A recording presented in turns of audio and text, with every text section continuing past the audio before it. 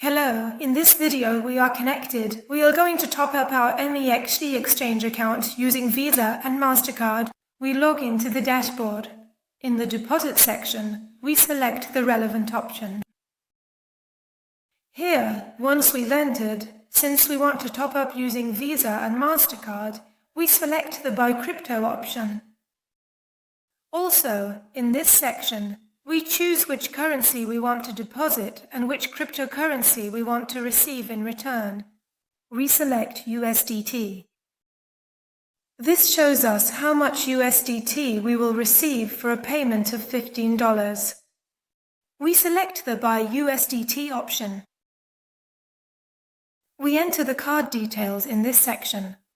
This includes the card number, expiry date, CVV, address, and other details. After entering them, we select the Continue option.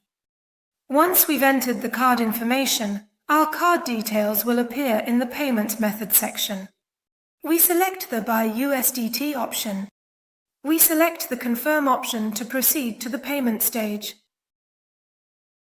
Enter the code that is sent to you via SMS to confirm the payment, and then select the Verify option. As you can see, the deposit was successful and we managed to purchase USDT Tether using the Visa and MasterCard method.